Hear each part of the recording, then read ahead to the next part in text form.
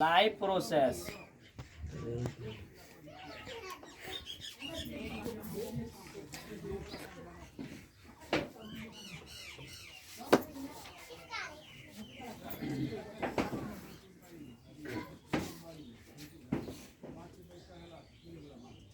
Live process चल रहा है यानी जैवप्रक्रम। तो इसमें और भी टॉपिक हम पढ़ा चुके हैं। तो ये पौधों में पोषण है। तो पौधों में पोषण जो होता है कैसे होता है, कुछ पौधों में कुछ पौधे स्वपोषी होते हैं जो अपना भोजन स्वयं तैयार करते हैं।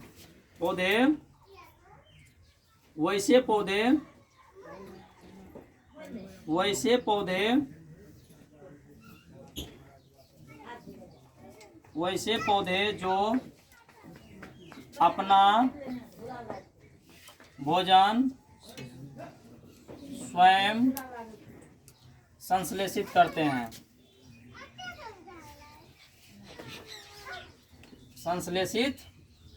हैं।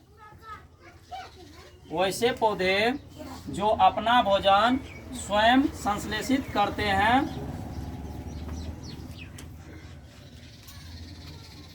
स्वपोषी पौधे कहलाते हैं। कौन सा पौधे कहलाते हैं? स्वपोषी पौधे कहलाते हैं। ठीक है, कहलाते हैं। एक बात याद रखिए कि सर्वप्रथम ये जो हम चैप्टर शुरू किए तो इसमें पोषण का ही बात आया है शुरू से। तो सबसे पहले तो हम जैवप्रक्रम पढ़े हैं। क्या पढ़े हैं? एक बार उसको रिव्यू कर लेते हैं। सबसे पहले क्या पढ़े हैं? जैवप्रक्रम। वे सारी क्रियाएं जिनके द्वारा जीवों में अनुरक्षण होता है उनको जैवप्रक्रम कहते हैं। उनके बाद दूसरा टॉपिक पढ़ाया है पोषण किसको कहते हैं। वह विधि जिसमें जीव पोषक तत्वों को ग्रहण कर उनका उपयोग करते हैं पोषण कहलाता है। अब पोषण दो प्रकार के होते हैं। कितने प्रकार के? स्वपोषण और परपोषण। स्वपोषण जो लिखा हुआ स्वपोषण जो जीव, मतलब सबसे पहले तो ये जानना है कि स्वपोषण किसको कहेंगे। तो स्वपोषण ऐसे जीव जो अपना भोजन अन्य जीवों पर निर्भर न रह करके स्वयं संश्लेषित करते हैं। ठीक है, तो उनको स्वपोषण कहेंगे। जैसे में हरे पेड़ पौधे।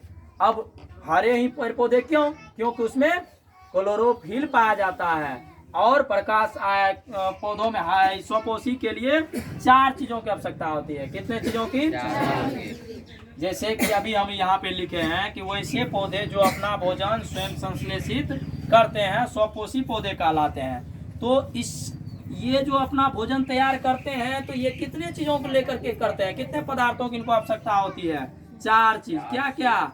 H2O, उसके बाद CO2, उनके बाद सूर्य प्रकाश। कौन सी? सूर्य प्रकाश। और चौथा क्या होता है? क्लोरोफिल।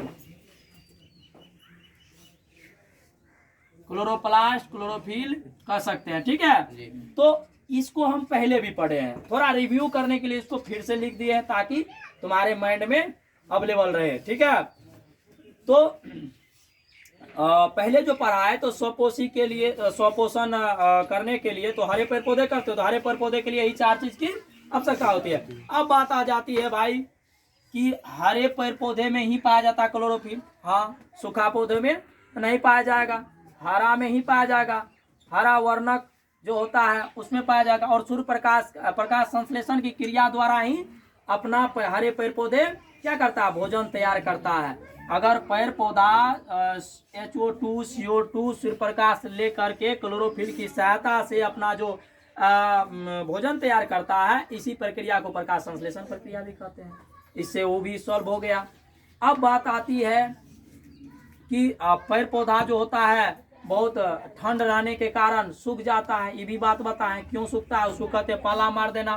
तो ये इसलिए होता है कि कई दिनों तक सूर्य प्रकाश जो है नहीं देती है। ठंड आ जाती है तो सूर्य कितनों दिनों तक बादल छिपा के रखती है ना, तो उसमें सूर्य नहीं आता है। तो ये चारों चीज के बिना 3 चीज अगर रहे, 4 चौथा चीज नहीं रहे तो प्रकाश संश्लेषण नहीं होगा। और प्रकाश संश्लेषण नहीं होगा तो पौधा भोजन नहीं करेगा, और पौधा भोजन नहीं करेगा तो पौधा भी जीवित नहीं रहेगा, जिसके कारण जो कमजोर पौधा होते हैं वे मर जाते हैं। मरने के बाद उनको कहते हैं पाला लग गया। भैया पाला लग गया तो गोठा जला के आग जला दो, वहां पे हो जाएगा, बल्ब जला दो, हो जाएगा? नहीं होगा। उनको उतना हीट चाहिए, रोशनी चाहिए, जिसमें प्रकाश संश्लेषण की क्रिया होती है। अब बहुत पौधा मजबूत होते हैं, विशाल होते हैं, ठीक है। खास करके आप देखिएगा बैगन लगा दिए, ठीक है, कुछ कोई पौधा नॉर्मल जो लगाए हैं, सूर्य प्रकाश उसी दिन से समाप्त है, मतलब नहीं आ रहा है, बादल छिपा के रखता, तो वह सूख जाएगा, तो कहते हैं बैगन में पाला मार दिया भाई।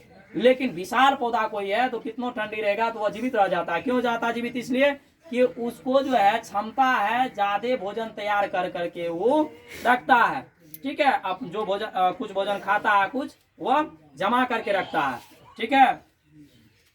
स्टार्च, उसको स्टार्च कहते हैं। पौधा जो अपना भोजन तैयार करके रखता है उसको क्या कहते हैं? स्टार्च के रूप में भोजन तैयार करके रखता है। तो जो विशाल है, मजबूत है, वो रखता है। जिसके जो कमजोर है तो जितना तो बनाता है उतना तो खाता है ना। जो गरीब लोग हैं, रिक्शा चलाते हैं, वो तो जितना कमाता है उतना खा लेता है। तो फिर जिस दिन से उसका काम रोजगार बंद हो जाता है, बेचारा भूखे रहता है। तो भूखे रहने में कभी कभी क्या होता है, उनकी मृत्यु भी हो सकती है। भूखे कब तक रहोगे? भोजन मिलेगा तब न जीवित रहोगे। उसी प्रकार से पेड़ पौधा है, ठीक है। जब वह पौधा भोजन उनको नहीं बनने लगता है, यानी चार चीज उसको नहीं रहता है, प्रकाश संश्लेषण क्रिया नहीं होती है, प्रकाश संश्लेषण क्रिया नहीं होती है, तो पौधा को भोजन नहीं बनता, पौधा भोजन नहीं बनाता तो भूखे रहता, जिसके कारण मर जाता है। तो उसको कहते हैं हम लोग पाला मार दिया ना, ठीक है। समझ गया ना कहाँ पे है बीमारी। अब आगे बढ़ते हैं। इस बात को हम बहुत बार समझाए हैं तुम लोगों को, ठीक है। फिर भी तुम्हारे दिमाग में न रहे तो तुम जानो, ठीक है, रिव्यू करो। और ये व्यवस्था है कि हमारा इस पे जो है हमारे चैनल जो है भीम सर ब्लॉग के, उस पे भी यह वीडियो अब डलेगा क्रमबद्ध तरीके से। तो वहाँ भी तुम, जिसके पास आजकल तो मोबाइल सभी के पास है, यहाँ जो पढ़ के जाते हो वहाँ भी देखना है, और जो नहीं भी यहाँ आते हैं मेरा क्लास देखते हैं, उनको दिल से धन्यवाद है, वो भी देखें और सीखने का प्रयास करें। तो आगे बढ़ते हैं हम लोग। तो आगे है कि परपोषण, स्वपोषण बोले, अपरपोषण। परपोषण जो होता है यानी ऐसे जीव जो पोषण के लिए अन्य जीवों पर निर्भर रहकर अपना भोजन क्या करते हैं, संश्लेषित करते हैं, तो उसको परपोषी कहेंगे, परपोषण कहेंगे। तो अपरपोषण तीन प्रकार के होते हैं। क्या क्या होते हैं? मृतजीवी परपोषण, प्राणी संपोषण, अपरजीवी परपोषण, ठीक है। ये तीनों का परिभाषा आप लोगों को बता दिए ना। उनके बाद बताए, अब फिर आगे बढ़े तो और भी पोषण के बारे में कुछ आगे व्याख्या किए। उनके पौधों में दो प्रकार से पौधों में पोषण होता है, स्वपोषी भी होते हैं, अपरपोषी भी होते हैं। तो हम देख लेंगे क्या होता है। वैसे पौधे जो अपना भोजन स्वयं संश्लेषित करते हैं क्या कहलाते हैं? स्वपोषी पौधे कहलाते हैं। तो स्वपोषी के लिए कैसे संश्लेषित कर लेते हैं? तो चार चीज होना चाहिए। क्या क्या होना चाहिए? H2O, CO2, Surya Prakash, chlorophyll. अब ये चार चीजें होती है। अब आगे बढ़ेंगे, अब देखेंगे अब कुछ पौधे जो होते हैं वह कैसे होते हैं, परपोषी होते हैं। कुछ पौधे परपोषी होते हैं। वैसे पौधे, कुछ पौधे क्या होते हैं? परपोषी होते हैं। ये स्वपोषी है, कुछ पौधे परपोषी होते हैं।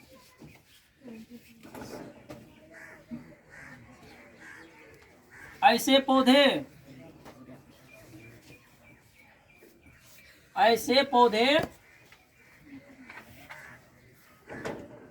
जो भोजन के लिए हैं एवं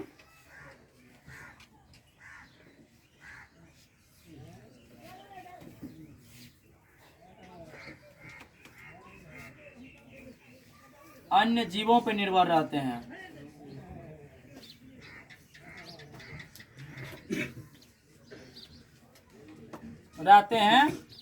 उनको क्या कहते हैं भैया? उनको कहते हैं परपोषी पौधे। क्या कहते हैं? परपोषी। यहाँ लिख दिए, पौधे छूट गया था, ये एरो का चिन्ह। तो परपोषी पौधे कहते हैं सीधा। कुछ परपोषी पौधे होते हैं। कैसे होते हैं? ऐसे पौधे जो भोजन के लिए अन्य पौधे एवं अन्य जीवों पर निर्भर रहते हैं, उनको क्या कहते हैं? परपोषी कहते हैं। ये दो प्रकार के होते हैं। ये कितने प्रकार के होते हैं? 2 प्रकार के। एक होते हैं मृतजीवी पौधे, एक होते हैं मृतजीवी पौधे और एक होते हैं परजीवी पौधे। तो पहले हम मृतजीवी का परिभाषा लिख सकते हैं। मृतजीवी के परिभाषा लिख सकते हैं, लिखेंगे ऐसे पौधे जो भोजन के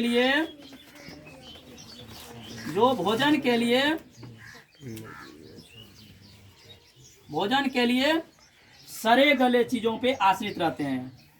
किस पे? सड़े गले चीजों पे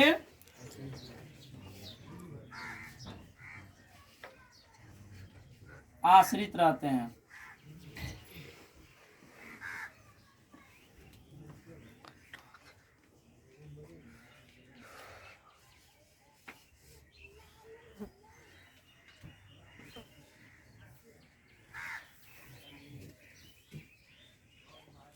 आश्रित रहते हैं। जैसे कौन सा पौधा? गोबर छत्ता। उनको देखे होंगे गोबर पे उगता है, या सरा गला जैसे कि खौर सब होता है, जैसे किसी का छपरी अब तो उतना बचा नहीं गाँव में ना, उस पे जो है उग जाएगा, या सरा गला चीजों पर उगेगा, क्योंकि उसका भोजन वहीं से प्राप्त करता है।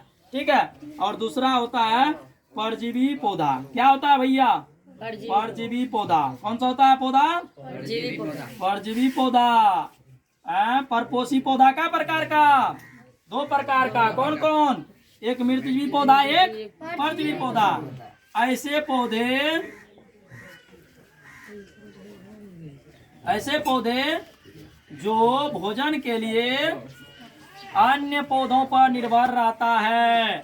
ऐसे पौधे जो भोजन के लिए अन्य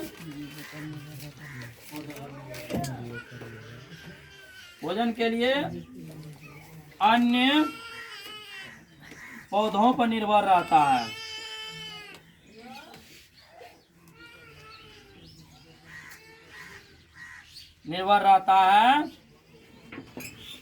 उसको क्या कहेंगे भैया?